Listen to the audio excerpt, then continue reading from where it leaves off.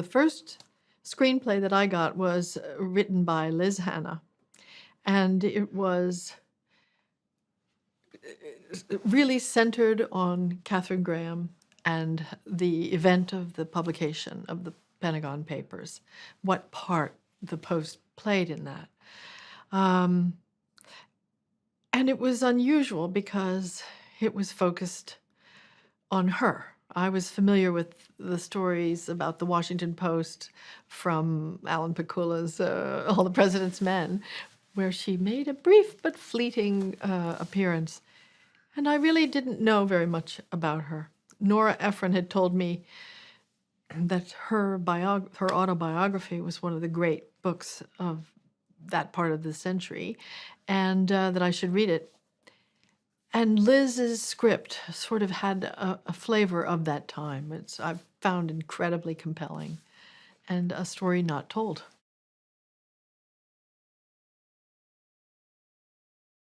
Early in her life, she was not the confident Katharine Graham that people came to know as the first head of a Fortune 500 company. You know, she was someone very unsure of herself and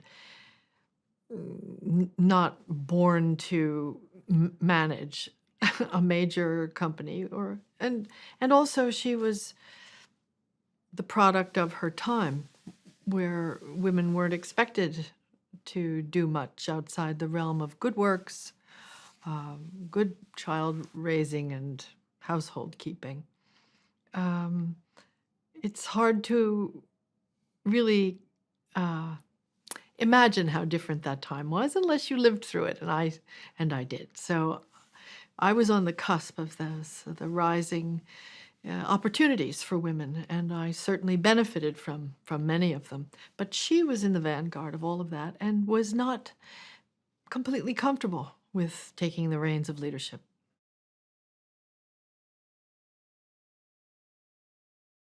One of the things that I think is the strongest about this film is the beauty of it, because it's a film that takes place in offices and at dinner parties.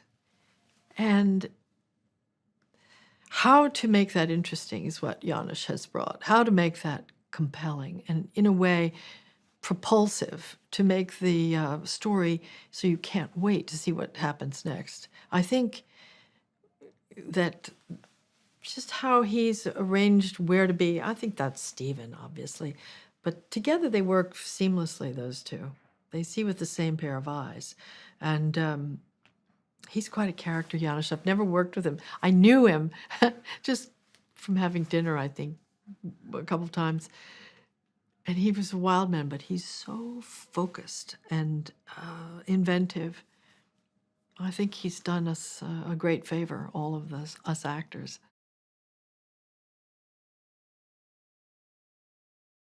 At that moment, they could have lost everything.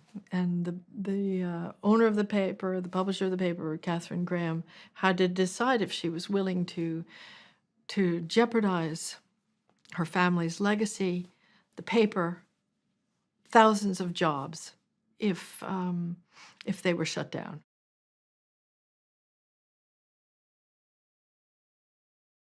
Our movie takes place over the course of 2 or 3 weeks only, but it's enough time to get a snapshot of where this woman and all women fell in the line of decision makers, and how there just weren't very many women at all in any positions of power anywhere. And I shouldn't even use that word, power. It's a matter of moving history, changing history. There were very few women in business, very few women in law. There was no one on the Supreme Court. There was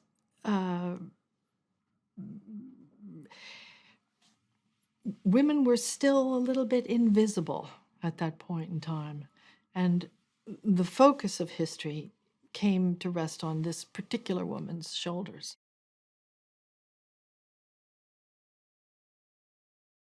it's kind of subversive how multiple stories are told at the same time through the narrative of this historic moment and the march to justice, and really her taking a stance at a time when it was very difficult for her to do that, because she was not only doubted by her adversaries, but also by her friends. And it's a particularly lonely thing to do, to try to stand up under those circumstances. But everybody in this film does that. Every single person has risk attached to the decision that they make. And that, more than anything, is what I think people will feel, how just ordinary people can really move the needle in history and change the course of history.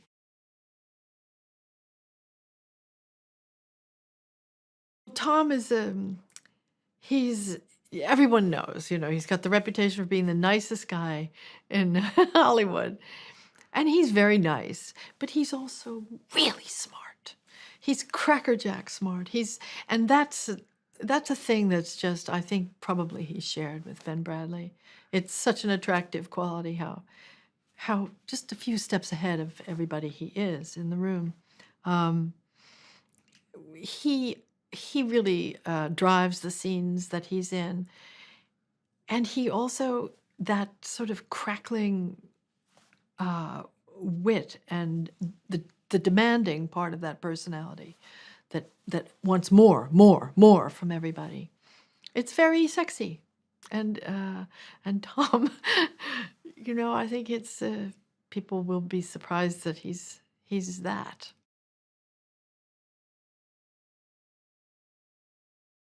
Always admired his films, but I was never asked to dance before, and so I was just thrilled that he was gonna direct this. And I was completely unprepared for how free he is as a filmmaker. He's so in command of his art that it's just, I won't say it's effortless, because he works very hard and thinks very hard, but it's like play. It's like the absorption of a kid. He is completely free. It's improvisatory, his filmmaking, which shocked me. I don't know what I was expecting. I guess I thought he would, have his sort of way that he liked to do things. But, I mean, we came in there, no rehearsal. That really shocked me. You just go in and start shooting. And then he'll just mix everything up. He says, no, this is, I'm going to do something different here. We're just going to toss this up and start in a different place. And it was just so spontaneous. Really thrilling.